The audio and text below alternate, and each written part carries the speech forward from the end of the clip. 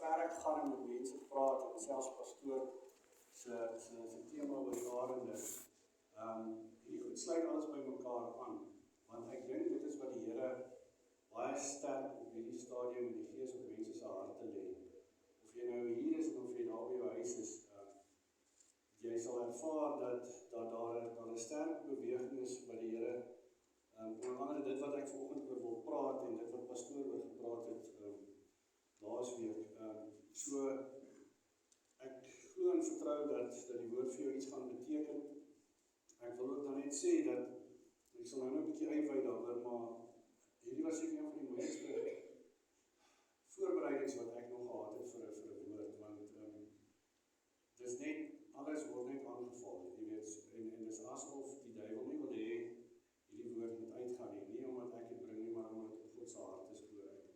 En ja, volgende wil die musiek nie werk nie, die internet werk nie, dis maar net 'n paar van die goeders, en ek het so by Vrydag, toe besluit ek, nee, maar ek moet vas, jy weet, ek sal vas vir die woord, en ek gaan nie eet vir Vrydag en Saterdag en Sondag.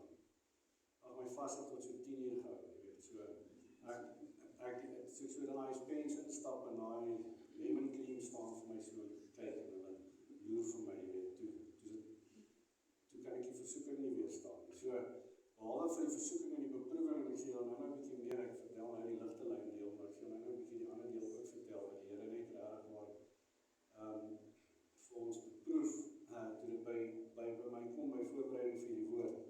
So, vanoggend wil ek net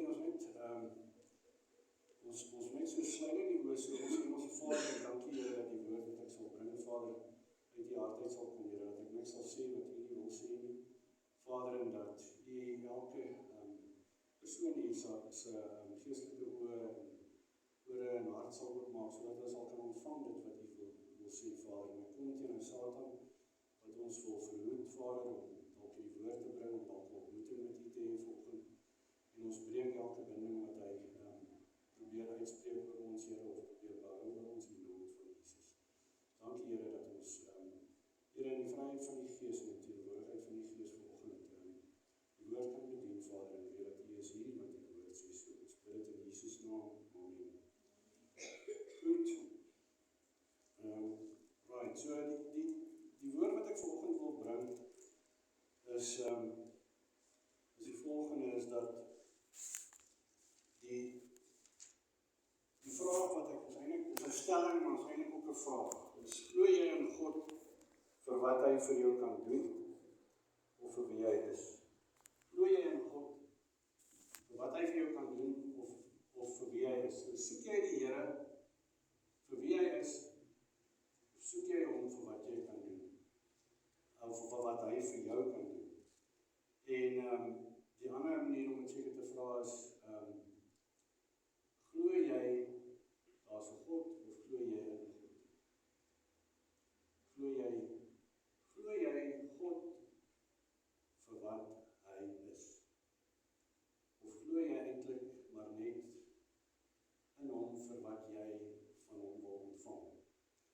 En as jy dit so vinnig vra, en ons is nou almal meeste ou kerkgangers, dan is die antwoord maklik, nee, ek glo dat God vir wie hy is.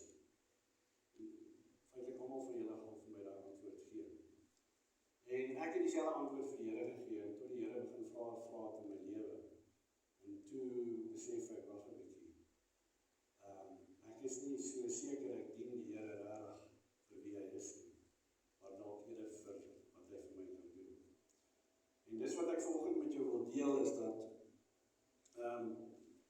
ek het aan die einde van 2024 het ek vir die Here gevra, wat wil hy hê vir my lewe vir 2025, en wat wil hy hê vir ons as Christene en as kerk? En die ding wat opgekom het by my is, wat die Here vir my gesê het, is versterk jou verhouding met my.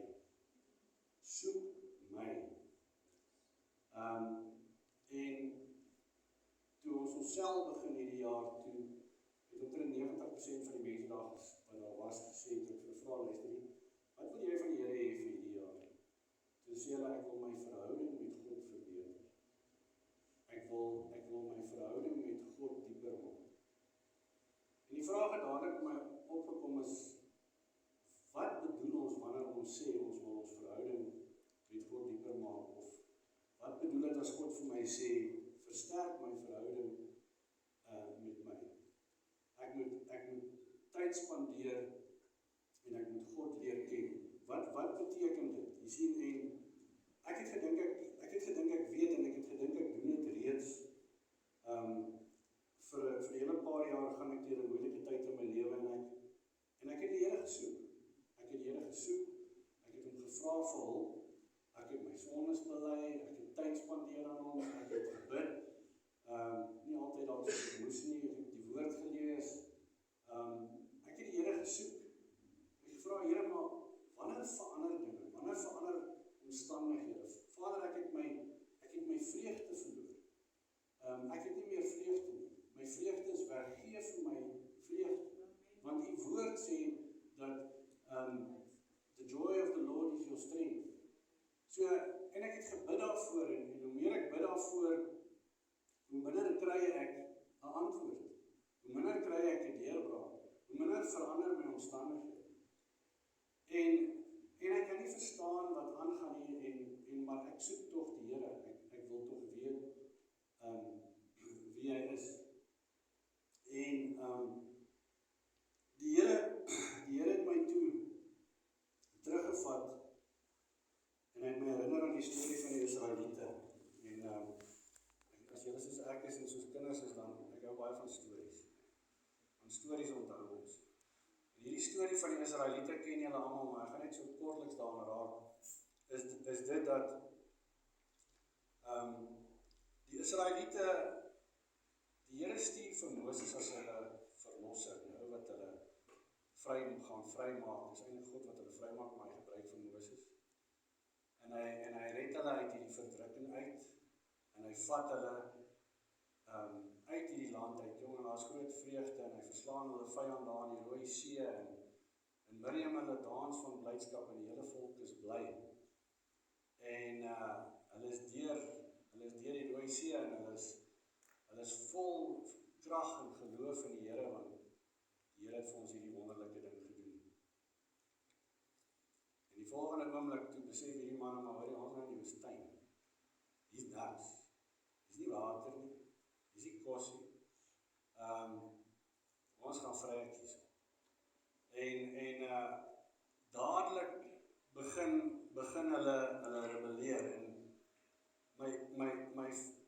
die vraag wat ek jou wil vra is, hoekom het God hulle woestyn toegevat? Jy sien, want is dit nie maar presies hoekom die Here ons woestyn ook toevat nie, nee. Wat gebeur met ons? Hierdie storie is 'n fisiese storie van die geestelike verhaal, dis dit wat ons beleef is. Jy kom tot redding. Jy aanvaar Jesus Christus as jou verlosser. Dis wonderlik. Jy het hierdie belewenis van God en jy bid en jy hoor God se stem en God doen dinge vir jou. En dan begin jy hierdie pad moet stap saam met die Here en jy's vol passie vir die Here se dinge en vir die Here self. En dan ewe skielik bevind jy op 'n plek wat baie onaangenaam is en wat nie baie lekker is in jou lewe.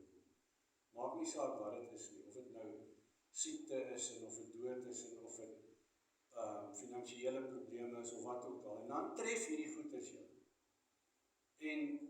En dan beleef jy 'n woestyntyd in jou lewe. En die ergste van alles is, ons gaan nie net een keer in ons lewe woestyn. Ons gaan meer as een keer. As jy bietjie ouer is, vra vir die ouer mense. Hulle was nie net een keer op 'n slegte plek. Hulle was meer male op 'n plek waar dit nie lekker was. Waar hulle gewonder het, waar is die Here in hierdie hele storie? Wat het van God geword? Hoekom hoor hy my nie? Hoekom beantwoord hy nie my gebede nie? En as ons daar gaan na Deuteronomium 8 vers 2 tot 5 toe. Ons sal nou vir my op die bord gaan gooi of ek moet lees. Deuteronomium 8 vers 2 tot 5.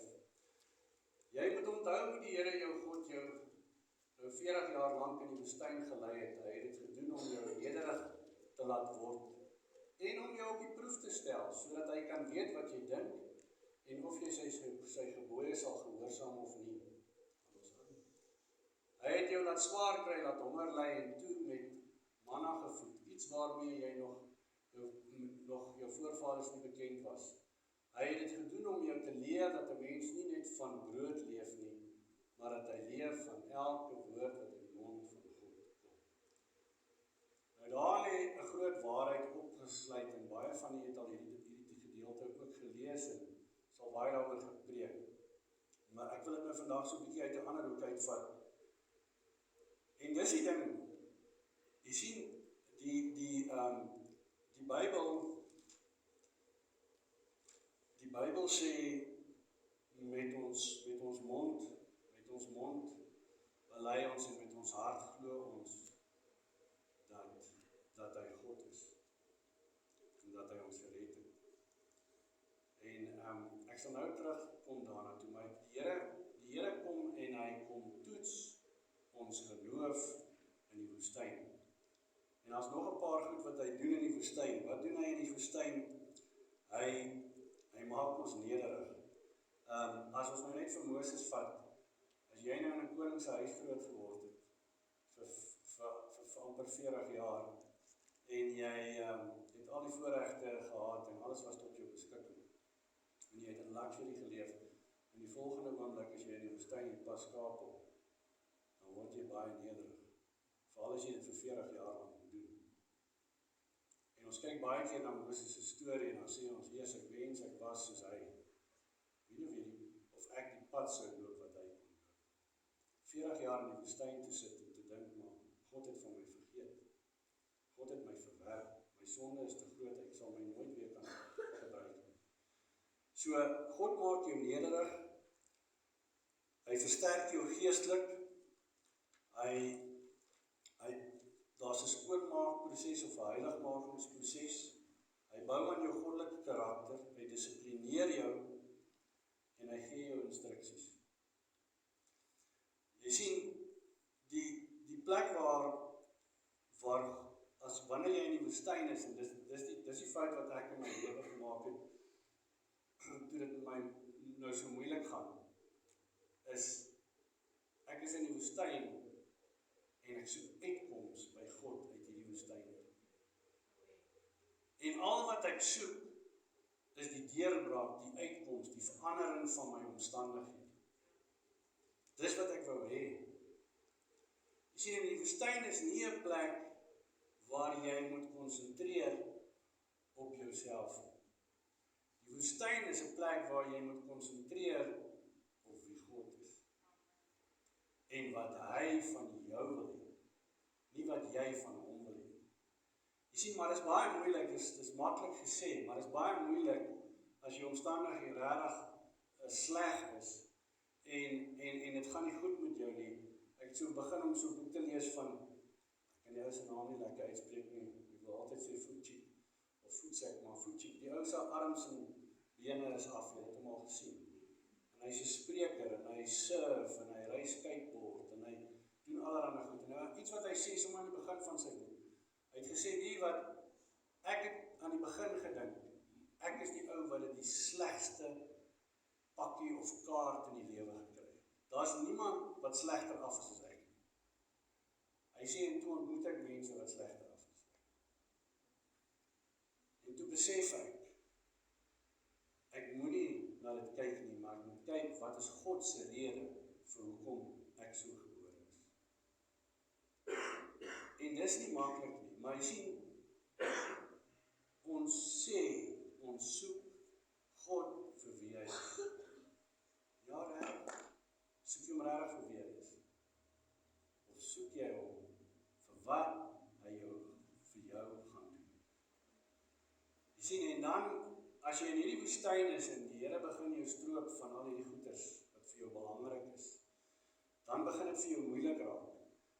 En so, wat was die volgende ding wat gebeur het, is die Here stuur toe die 12 spioene, en die 12 spioene gaan en hulle gaan verken die land en hulle kom terug. 10 van hulle sê, luister hierso, hierdie land is 'n no-go. En net 2 sê, ons kan hierdie land, is 'n goeie land. God gee vir ons hierdie. En die ding wat my getref het, is dat dit is 'n land van melk en honing. Dit is 'n land wat God vir hulle beloof het. Maar al wat die 10 sien, is die reëse. Die reëse. En hulle sê vir die volk, luister hier, as ons daarin gaan hulle ons doodmaak en ons kinders. En nou weet jy, as jy aan iemand se kinders vat, dan is hy baie ontstel. Moenie aan my kinders raak nie. Nou sê dit, ons gaan in hierdie land in, en die boodskap is hierdie reëse. En hier kom Caleb en Joshua en Caleb sê, nee. Weet julle wat, hierdie is 'n land van melk en honing. Die druiwe daar is so groot, 2 mans moet op 'n stok dra. Moenie worry oor hierdie reëse nie, die Here sal hulle in ons hand gee. Die volk word so kwaad vir Caleb en Joshua dat hulle wil doodmaak oor wat hulle sê. En my vraag is, hoe kom die Israeliete uit deur die Rooi See, water voorsien, kos voorsien, kom by die beloofde land, en dan rebelleer hulle ewe skielik so. En die woord sê daarso, as ons net kan lees, in Numeri 14, vers 24. Numeri 14, vers 24. Maar omdat my dienaar Caleb 'n ander gesindheid het, en my getrou gevolg het, sal ek hom inbring in die land wat hy gaan verken het, en sy nageslag sal dit besit. Die Engelse vertaling sê daar, omdat hy 'n ander gees gehad het, en omdat hy my ten volle vertrou het, sê die Engelse vertaling. Sê, omdat hy 'n ander gees gehad het, en omdat hy my ten volle vertrou het. Jy sien, die probleem is by die Israeliete was dat hulle het in God geglo, of God in 'n God geglo, vir wat hy vir hulle kan doen. Maar hulle het nog nie geglo vir wie hy is nie. Jy sien, en dis waar die probleem in ons lewens kom. Ons sê ons glo God vir wie hy is, tot die Here sê, okay, vertrou my. Vertrou my. Dan sê jy, wag so 'n bietjie, Here. Ek weet nie of hierdie 'n goeie idee is nie. Weet, ek ken daai ou staaltjie van die ou wat van die kraan af spring, en dan terwyl hy so val, gryp hy 'n rots, en hang hy daar aan die rots. En skree hy boontoe, help my. Iemand help my asseblief, en dan antwoord haar stemmie in die hemel uit, los die rots. Nou hang hy daar. Dan skree hy, iemand help my, die stem sê weer vir hom, los. En hy dink so 'n bietjie, hy sê, is daar iemand anders daarbo? En toe uiteindelik los is hy 2 meter van die grond. Jy sien, ons vertrou God tot op 'n punt. Ons vertrou hom tot op 'n punt. Here, ek vertrou U. Vertrou U tot hierso, maar daar so, nee, ek kan U nie daar vertrou nie. En die mens doen dit nie.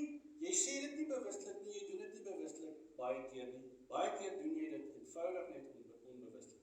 Jy luister net nie na sy stem nie. Hy waarsku jou, hy sê vir jou, jy luister nie. So, en dit is wat die Israeliete was, met ander woorde, hulle geloof was gebaseer op wat God vir hulle gaan doen. Hy gaan hulle na die beloofde land toe vat, en hulle gaan 'n goeie lewe hê. Ek moet net 'n slukkie water. So,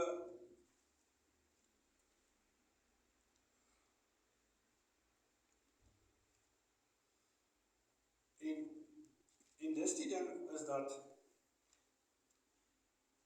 ek wil graag 'n saak uitmaak vandag en sê, weet jy wat, daar is in vandag se tyd is meeste van die kerk en die Christene wat daar is, glo op grond van, veral in die Weste, ons glo op grond van dit wat God vir ons gaan doen. Kyk maar waaroor preek die meeste mense daaroor teestaan.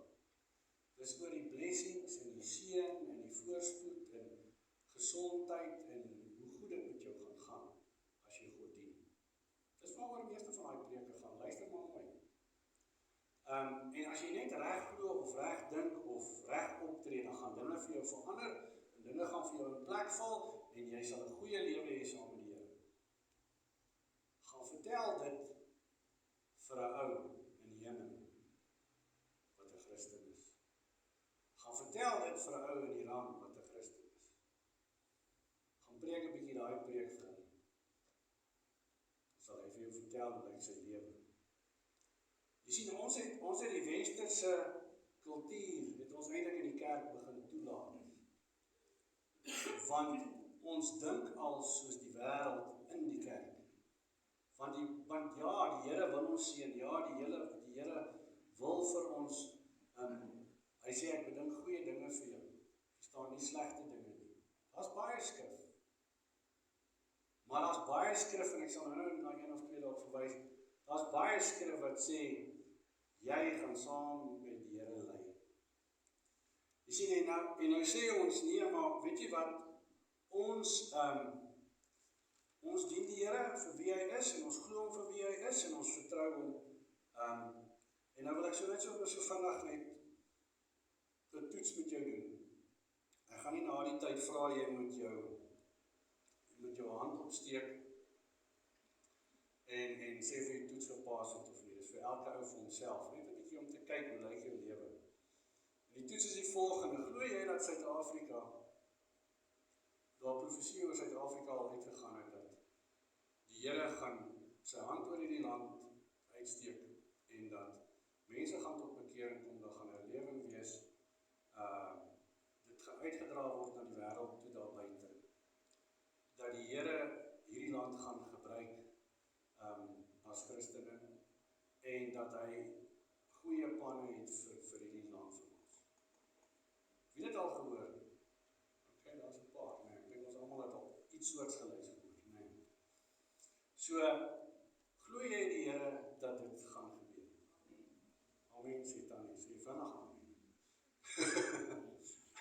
Ok, nou vir my volgende vraag is, het jy al om die braaivleisvuur of so in 'n gesprek die volgende gesê? Hierdie land sal nooit regkom nie. Hulle gaan nog alles afbreek.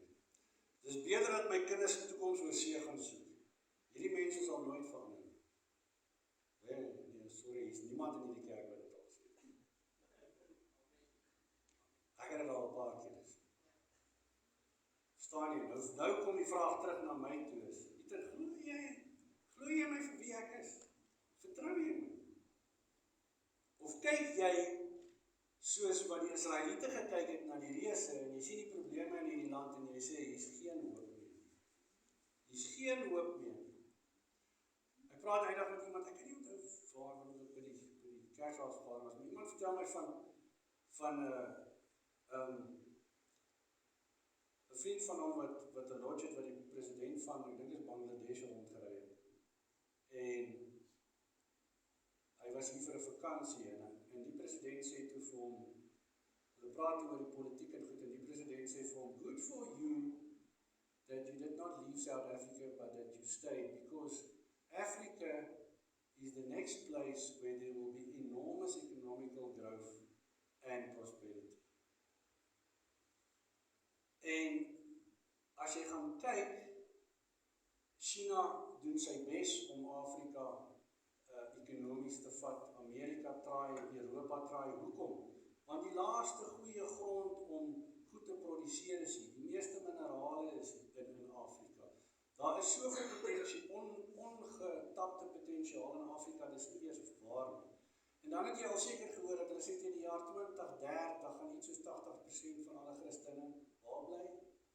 In Afrika. En wie was die eerste wat by my gedagtes op?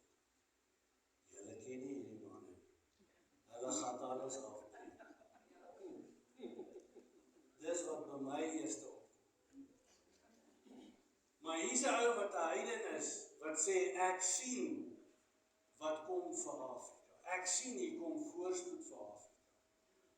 Hier kom groot dinge vir Afrika. Afrika gaan verander. En ek wat hier bly, ek kan dit nie sien nie.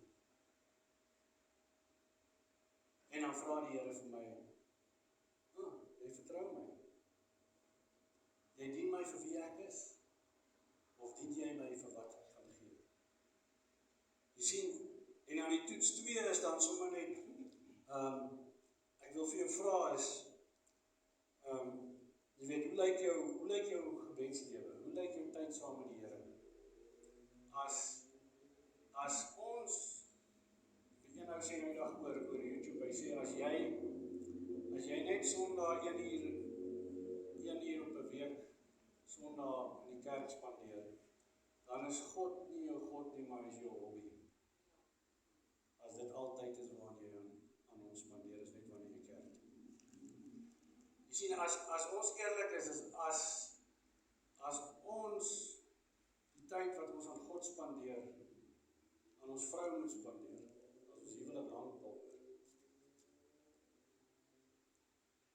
Maar ons gee baie keer vir God die krummels van ons tyd en verwag hy moet hierdie wonderlike goed vir ons doen, want hy is God en hy is liefde en hy gee om en hy sal niks lelik aan ons doen, want hy ken my swakhede, hy weet hoe ek sukkel. Ons moet pas op om vir onsself tydkeer te jok. En dan die volgende toets is dit,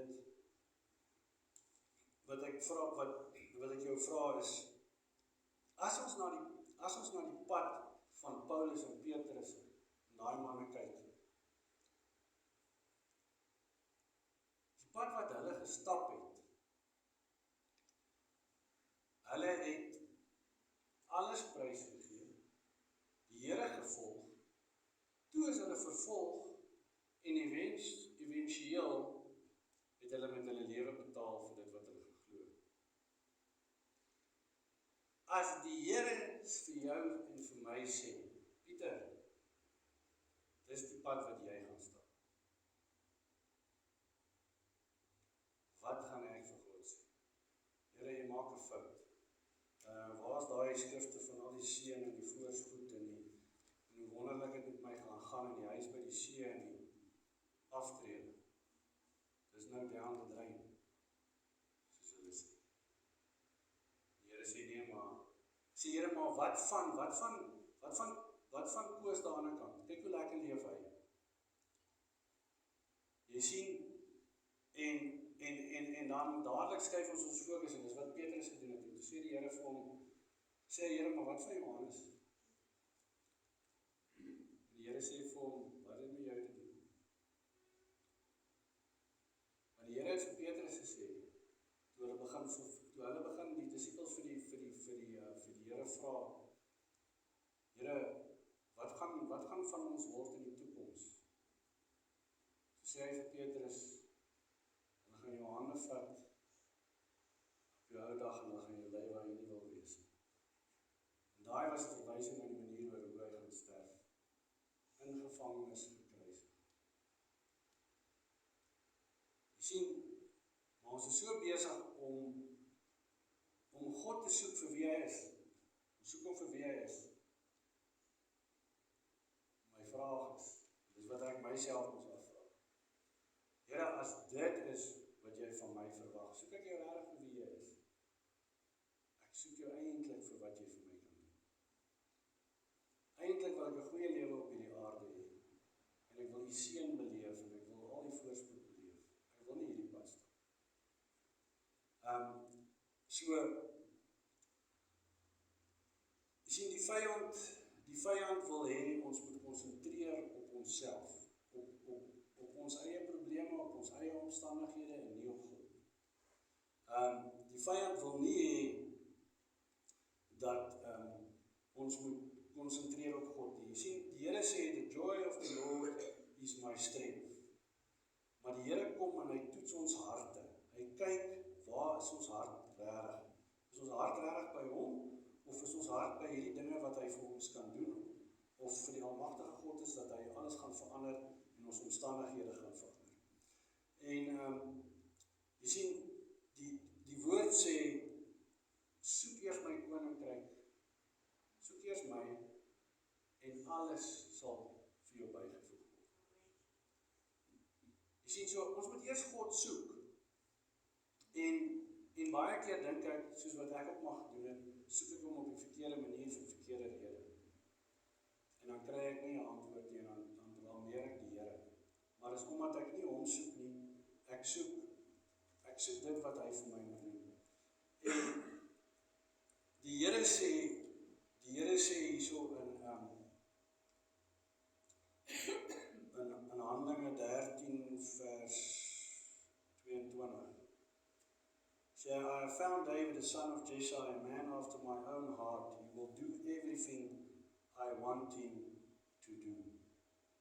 Jy sien, as jy die skrif gaan lees, Dawid het die Here gesoek vir wie hy is. Hy sê, die Here is geduldig voor my. Ek dink geduldig aan die Here. Alles wat ek doen, ek dink aan die Here. Hy soek die Here die hele tyd. Maar hy was 'n man na God se hart, nie net omdat hy God gesoek het nie, maar ook omdat hy gedoen het wat God gesê het. En daai skrif lees ons baie keer, maar ons besef nie die prys wat dit kos om werklik vir God te soek nie. En ons leer onsself verkeerd en ons leer baie keer ons kinders ook verkeerd. Ek hoor nou die dag 'n ding oor YouTube waar hy ook praat en hy sê, leer jou kinders om kinders van waarde te wees, nie kinders van prestasie. Leer jou kinders om kinders van waarde te wees en nie van prestasie. Sodat hy iets sal beteken, dat hy waarde sal toevoeg tot die samelewing, tot sy gesin, tot mense se lewens. Leer hom om 'n kind van waarde te wees. Jy sien, en ek wil iets daar byvoeg is. Ons leer ons kinders om te presteer, sodat hulle eendag iets kan word, sodat hulle eendag geld kan verdien en al hierdie goeders kan hê wat 'n ou moet hê, en waar ook nie heeltemal sonder kan leef nie. Maar dis wat ons kinders leer. Maar as jy jou kind leer, en hierin het ek het dit nie gedoen nie, ek het gefaal daar. As jy jou kind leer om God te soek eers in sy lewe, bo alles, dan gaan al hierdie goeders waaroor jy worry dat hy moet presteer sodat hy iets kan word, dat hy eendag iets kan verdien, gaan in plek val. En as ek vir jou 'n voorbeeld kan gee, Dawid was in 'n groot gesin en hy was die jongste, so hy die skape gaan oppas. Dawid het daar in die boendes gesit en hy het aan die skape gekyk en toe Samuel kom en die seuns het sy pa nie eens moeite gedoen om hom te roep. So ek dink of Dawid moes al redelik 'n bietjie aan verwerping opgelei het. Jy weet, my pa dink niks van my nie, dink ek is goed genoeg nie, dink ek sou nie genoeg nie. En Dawid gesit in top oor sy omstandighede en die feit dat hy nie dieselfde eer en respek ontvang as sy broers nie, en dat hy eenkant geskuif word. Nee, Dawid het gegaan en hy die Here gesoek. Terwyl hy daar in daai omstandighede was, het hy die Here gesoek. Hy het liedere geskryf, psalms geskryf, sy harp gespeel, hy het die leeu en die beer doodgemaak in die naam van die Here, en hy het geleer om op God te vertrou en God te soek. En sonder dat hy daarvoor gevra het, en hy dit nie, is hy daaraan gedink nie. Hier kom God en sê, jy sal die volgende koning wees.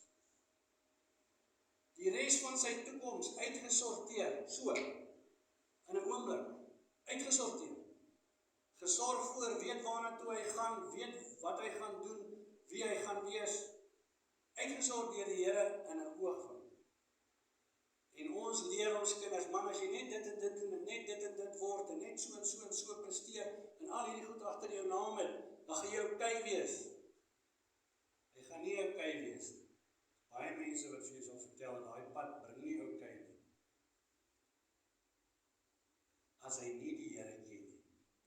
As hy die Here ken, en hy die Here gesoek, sal die Here sy voete vat en hom sit waar hy moet wees, en die Here se plan sal in werking tree, en nie jou plan, my plan of sy plan. En ek wens ek het dit vroeër besef toe my kinders groot gemaak. So, my vraag is weer, wie soek jy? Wat soek jy? Soek jy God vir wat hy kan doen, of vir wie hy is?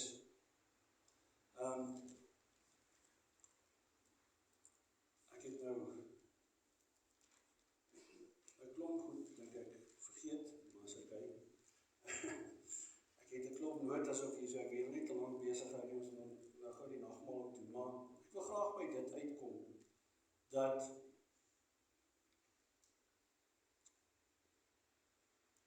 jy sien, ek het vir u gesê dat ons staan vanoggend hier so en ons sê vir die Here, ek soek u, ek soek u vir wie ek is. My vraag is vir jou, weet jy regtig wat dit beteken? Soek jy regtig God vir wie hy is? Want jy sien, as jy hom soek vir wie hy is, sal jy in 'n plek in beweeg waar hy eintlik alles is. Al die res van hierdie wêreldse goeders wat jy gedink het is belangrik, raak onbelangrik. En God alleen is die een wat jy soek, en jy soek hom elke dag. Dis nie 'n eenmalige ding nie, dis iets wat jy elke dag moet doen. So om te vra, Here, wat is u wil? Here, hoe lyk my dag vandag? Verstaan, wat wil u vandag van my hê? So ons moet op 'n plek inbeweeg waar ons regtig waar God soek vir wie hy is. Jy weet, ek wil so 'n bietjie vertel net van, voor ek afsluit, ek wil net 'n bietjie vertel van, ek het vir julle gesê, dit is vir my moeilik gewees om hierdie ding voor te berei, maar ek dink die rede daarvoor is dit, is dat God lê dit op mense se hart om te sê, hierdie is die jaar wat jy jou verhouding met my moet versterk. Jy moet my soek vir wie ek is en nie vir wat ek kan doen nie. Want jy sien, wat die Here vir my gesê het is, Pieter, jy sal nie staande bly as jy my nie soek vir wie ek is. Jy sien, dis al hoe Petrus en Paulus in daai omstandighede kon staande bly. Hulle het geweet wie God is. En baie keer stel ons goed voor wat ons dink is dit wat God wil hê. En dis nie wat God wil hê nie. Weet John Bevere sê daar op 'n stadium, hy sê, wat ek in sy boek lees, wat hy sê, hy het God gesoek vir die rede van die Here het vir hom gesê, luister, ek gee vir jou 'n roeping, hier is jou roeping, jy gaan preek, jy gaan oor die wêreld gaan, jy gaan boeke skryf. Hy sê, en vir maande het verbygegaan en hy het niks by die Here gehoor. Hy sê elke dag gaan bid hy, en hy bid, en hy smeek die Here, en dit gaan net al hoe slegter, hulle wil hom naderhand afdank by sy werk. En hy het net probleme, links, regs, oral het hy net probleme, en hy sê, en hy skree naderhand na die Here uit na 'n paar maande, hy sê, Here, wat wil u van my hê? U het dan nou vir my hierdie roeping gegee, maar niks daarvan gebeur, niks kom in vervulling. En die Here sê vir hom, jou roeping is belangriker as wat ek vir jou is. Hy sê, toe hy dit snap, toe verander dinge vir hom. Toe breek die Here vir hom die pad toe. Jy sien, so selfs ons geestelike goed wat ons voor die Here sit, kan eintlik gaan oor onsself en nie oor die Here. So ou moet regtig waar by die Here hoor, wat wil hy hê en wat is sy wil vir jou lewe, en jy moet hom soek. En as jy nie seker is nie, lees die woord van die Here oor en oor en oor. Die Here sal vir jou wys. So die vreugde, the joy of the Lord is my strength. Daardie vreugde het ek altyd gebid en gevra die Here moet dit vir my herstel, en moet dit vir my gee, want ek het my vreugde verloor. En toe leer die Here my, ek is jou vreugde. As jy nie by die punt kom waar jy besef, Pieter, wie ek is jou vreugde. Dis nie iets wat jy by my moet afbid nie. As jy verstaan wie ek is, dan sal die vreugde van God in jou wees. Jy sien, Moses, toe hy by die brandende bos was, wat die Here vir hom gesê, hy vra, Here, wie is jy? Toe sê hy, ek is jou God, ek is heilig, ek is jou voorsiening, ek is genoeg, ek is die een wat die wêreld ontstaan het. Ek is die een wat die heelal geskaap het. Ek is die een by wie jy eendag sal wees. Ek is jou vreugde. Jy sien, en om op daai punt te kom jy nie tensy jy 'n pad deur die wildernis stap. Jy sal nooit daar uitkom. En jou kinders sal nooit daar uitkom as hulle nie swaar kry ergens nie. Wat doen ek as 'n pa en ek weet hulle ma ook. Jy maak hulle toe. Jy wil hulle keer van al die seer kry en die swaar kry. Maar partykeer is dit reg en partykeer is dit verkeerd. Want jy leer hom nie om op God te vertrou. Jy leer hom om te vertrou op die materiële goed wat jy vir hom kan gee om sy lewe beter te maak. So, en dis dieselfde met ons. Ons vertrou partykeer so op dit wat God vir ons doen. Ek sê ek het tot bekering gekom, heel waarskynlik vroeg in my lewe, omdat ek bang was ek gaan hel toe. En dis 'n goeie rede om tot bekering te kom, is nou nog 'n goeie rede. Ek wil nie hel toe gaan. Maar jy sien, dis weer eens, Here, hou my net uit die hel uit, maar dis nie, Here, wie is jy? Wat het jy vir my gedoen daar aan die kruis? Die oomblik as ons dit besef, wat hy vir ons eintlik gedoen het daar aan die kruis, dan verander ons hele uitkyk op die lewe. En toe ek hierdie boodskap wil bring, en ek gaan daarmee afsluit en net so 1 of 2 skrifte, maar, en dit is dat, ek het nou gespot oor die vas, toe ek nou begin vas, toe kom kyk, het glad nie reg. So was nou 'n bietjie snaaks geweest, maar toe kom ek agter en die volgende dag, op Saterdag voel ek voel soos 'n ou wat verkoue het, ek is siek, ek is lam, ek is tam, ek het nou geëet, maar ek voel soos 'n dooie mens. En ek kry nie aan hierdie woord gewerk. En ek sukkel die hele dag. En op 'n stadium toe worstel ek nou met hierdie goed en toe kom ek weer in die reën en Melinda kom kuier daar by my en ons gesels oor hierdie woord en ons is 'n goeie tyd in terme van die woord wat God op my hart lê en wat ek met haar deel en wat sy met my deel en in 'n geval en ek besef toe eers, maar ek het nog so baie om te sê en so baie goeders wat ek moet neerskryf wat die Here vir my wys wat ek nog nie gedoen het nie en ek ken nog nie regtig die hele ding soos wat ek het graag vir julle vandag wil bring en ek so bang ek mis iets wat die Here op my hart gelê het wat ek weet julle moet hoor en in elk geval in die volgende minuut toe is nou net so voor donker en daar's verskriklike weer en slaan die krag af. Krag is nou nog af. Ek weet julle se krag is ook af. Krag is nou nog af daar by my. Al daai plase daar rondom is toe. En dit is toe nou feitelik heeltemal donker is hier na 7 en Melinda ry. En ek is nou mos nou maar in gedagte en ek maak die hekke oop in sy ry en ek sien daar gaan my klein jonkie. Sy is nou nie een van daai heel kleintjies nie, so middelmatige een.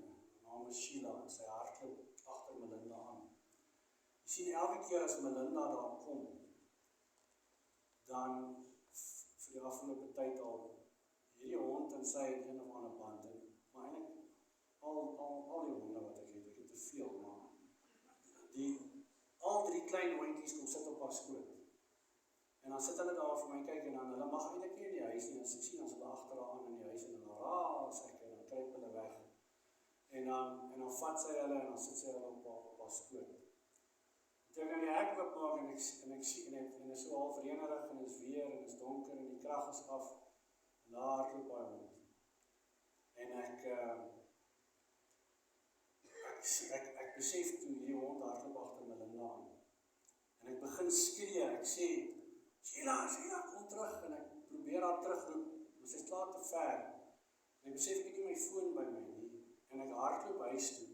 Nou terwyl ek huis toe hardloop, dink ek nou wel, as ek bel, gaan hulle heel waarskynlik al by die teerpad wees, en dan gaan Melinda in die teerpad indraai, en soos ek haar ken, en sy hoor die hond is agter haar, gaan sy daar stop in die pad, en dan sal hy helse ongeluk nou as sy probeer om 'n U-turn of iets te maak. En ek gryp net my kar se sleutels en ek spring in daai kar en ek jaag agterna. En ek het gery tot by die teerpad en ek het seker so 1,5 kilometer van daai teerpad afgery. En ek sien haar nie en ek sien ek kom 'n groot trok van voor af en trek toe na die linkerkant toe. Toe ek so kyk, toe sien ek daar lê sy doodgery. En hoekom vertel ek dit vir jou? Vir jou wys, en nou gebeur hierdie ding, en ek stoei met die Here, ek sê, Here, ek verstaan nie hoekom hierdie goed gebeur, en Melinda worstel en sy huil, en dis 'n sielewroeging, en ek besef ek kan niks aan doen nie, en die Here sê vir my, sal jy my volg en lief hê tot die dood? Ek sê, Here, ek weet. Ek wil so graag sê ja. Maar ek weet nie as die toets kom, of ek sal kan staan.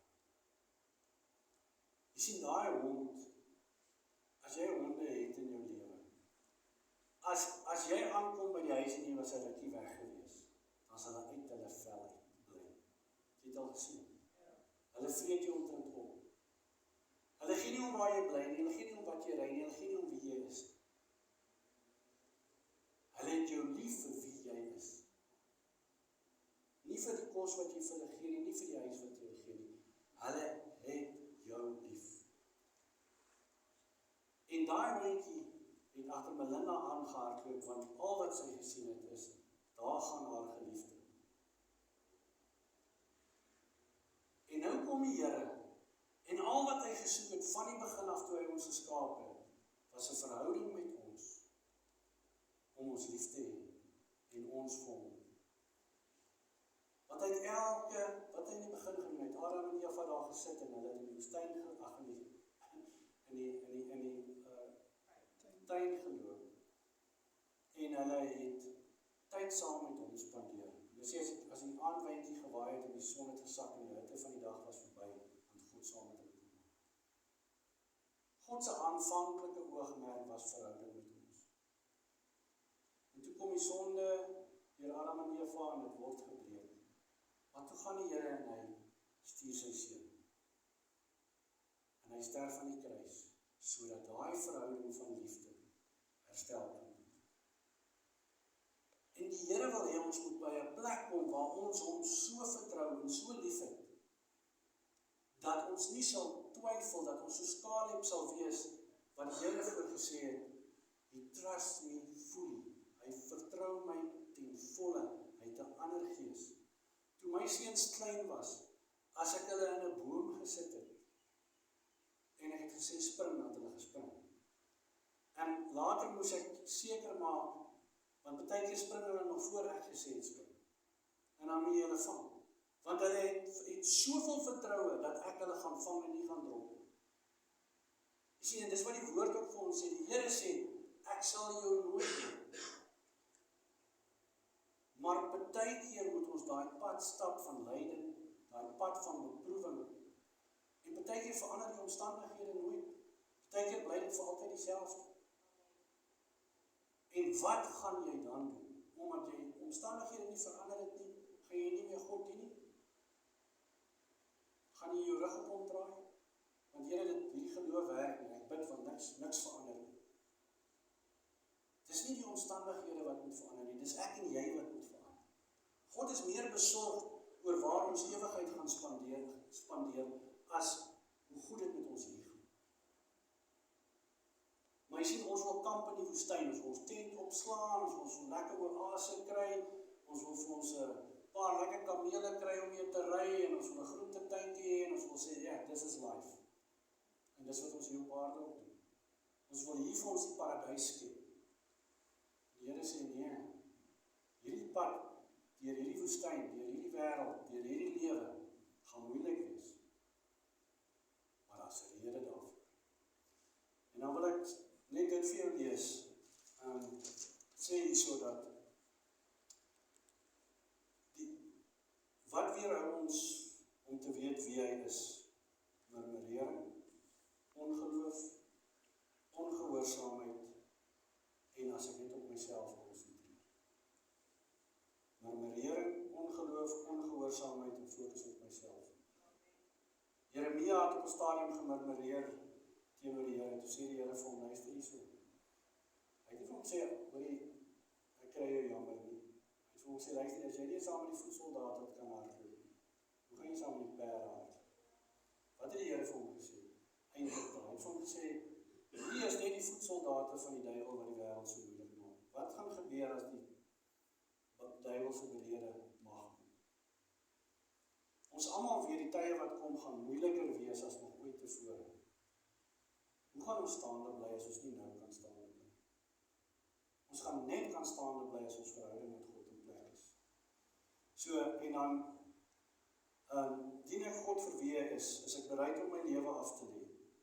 Is ek gehoorsaam? Vertrou ek hom ten volle? Het ek ontzag en respek vir God? Is daar verhouding met hom? En verstaan ek dat hy my vreugde is? Niets anders doen. Dat hy my vreugde is. Jy sien, wanneer ek hierdie goeders begin verstaan, dan kan ek begin God soek vir wie hy is. Dan wil ek net vir julle lees 1 Petrus 4 vers 12 tot 13.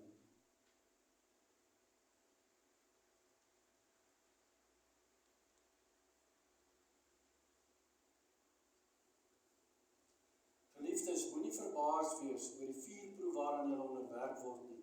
Dit is nie iets vreemds wat met julle gebeur nie. Wees liewer bly hoe meer julle in die lyding van Christus deel, want dan sal julle ook oorloop van vreugde by sy wederkoms en heerlikheid. Dis wat daar geskryf is. So verstaan, daar kom 'n tyd van vreugde en vrede en voorspoed wat ons nooit op hierdie aarde daar sal sien. En dan sluit ek af met Hebreërs 12 vers 1 tot 4.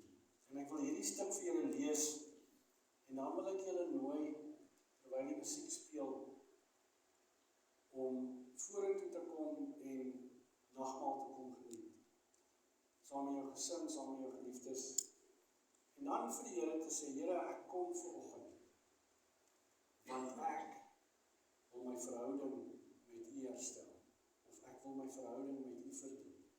En hier staan in Hebreërs 12 vers 1 tot 4, staan daar, terwyl ons dan so 'n groot skare geloofsgetuies rondom ons het, laat ons elke las van ons afgooi, ook die sonde wat ons so maklik verstik, en laat ons die wedloop wat vir ons voorlê met volharding hardloop. Die oog gefestig op Jesus, die oog gefestig op wie is hy? Wie is hy?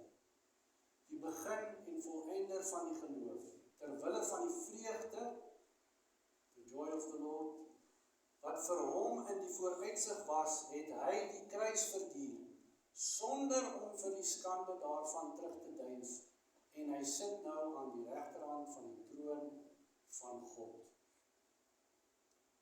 Hou hom voor oë, wat so 'n vyandige optrede van die sondaars teen hom verdra, dan sal julle nie geestelik moeg word en uitsak. Daai skrif sê, soek hom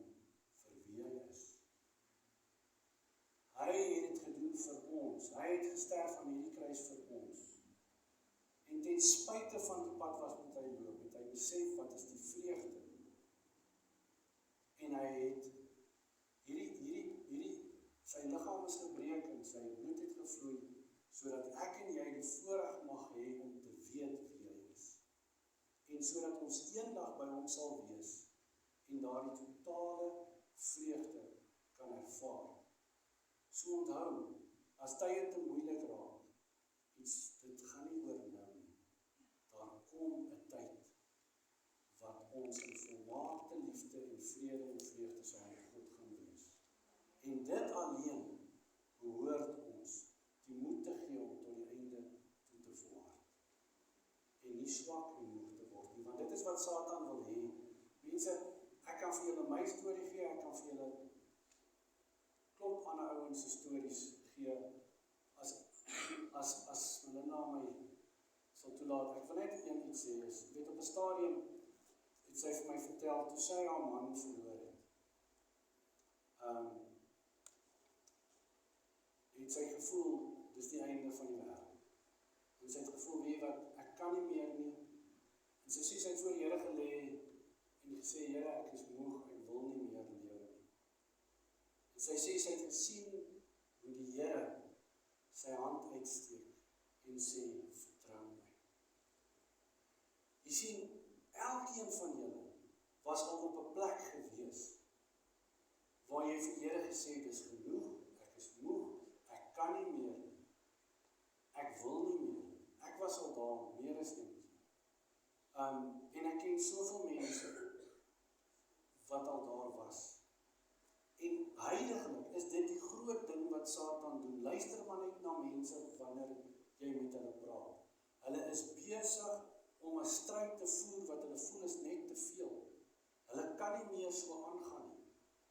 Mense daar buite is moeg. En ons as Christen is veronderstel om vir hulle hoop te gee, maar ons kan nie eens vir onsself hoop gee. Want ons is ook moeg. Jy sien, en dis hoekom die Here sê, kom versterk jouself in my. Versterk jou verhouding met my, sodat jy, soos hierdie skrif sê, nie moeg sal word nie, sodat ons hoop kan gee vir die wêreld daar buite. Want dis wat God wil hê. Hy wil hê ons moet vir hulle wys, daar is hoop. Hierdie is nie die einde nie. Maar ons moet gaan soek by God vir wie hy is, nie vir wat hy kan doen nie. Vir wie hy is. Amen. Kom ons bid net so saam en dan gaan ek vra, soos wat die musiek speel, dan kom julle vorentoe en elkeen gebruik die nagmaal en dan gaan ons afsluit. Ons Hemelse Vader, dankie vir die voorreg wat ons weet dat U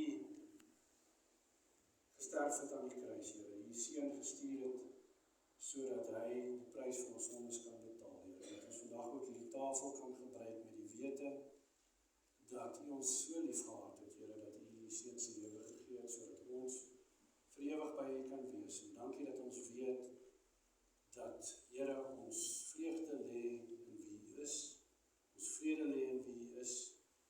Here, alles wat ons harte begeer en wat vir ons swaar is, Here, kan ons voor die voete kom sit, Here. En ons weet, Vader, dat U ons raak sien, U ons hoor. Here, vir dit wat die Seun aan die kruis gedoen het, Here, sodat ons 'n verhouding met U kan hê, Vader. U daardie verhouding herstel waar dit in Adam en Eva se tyd verbreek is, Here, deur die kruisiging van Jesus, Here. En dankie dat ons vandag kan kom en daarom kan dink en kan weet, Vader,